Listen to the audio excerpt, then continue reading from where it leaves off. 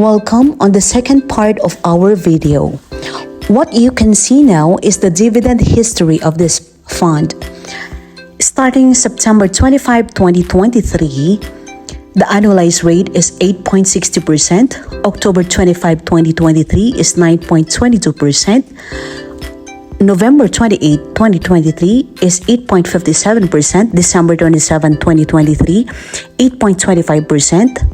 January 25, 2024 is 8.55%, and February 26, 2024, 8.70%. This is the historical dividend payout for the fund month on month, and this is directly reflected on clients' bank settlement account monthly. Let's take a look at this insurance proposal specially designed for Elizabeth B. De, the insured, age 2, female, and the payer Wenelin B. Ede, age 33.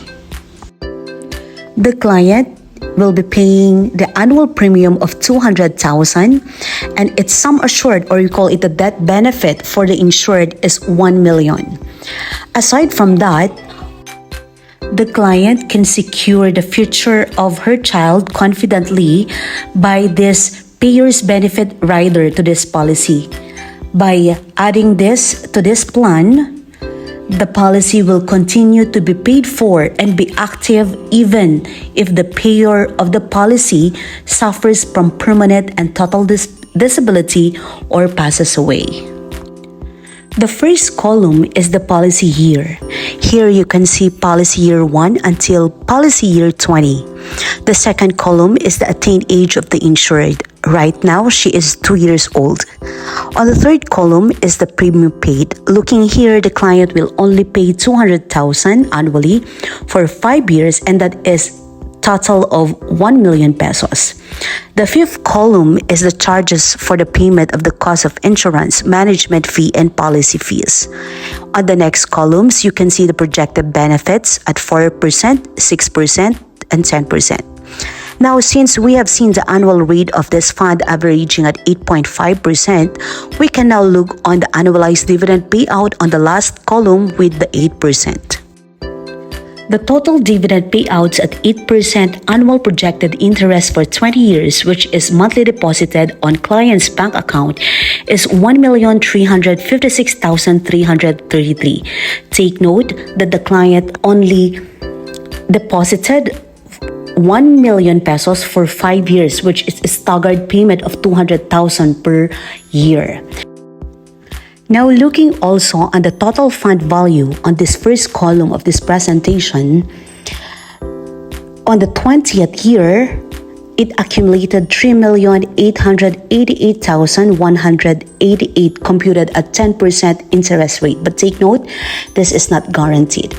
Now, looking on the potential income of this plan, the total dividend payouts for 20 years is 1,356,333 plus the 3,888,188 fund value after 20 years. So looking at it, the 1 million invested amount for 5 years is 5,244,421. Beside this presentation, you can see here the dividend history, which I already presented a while back.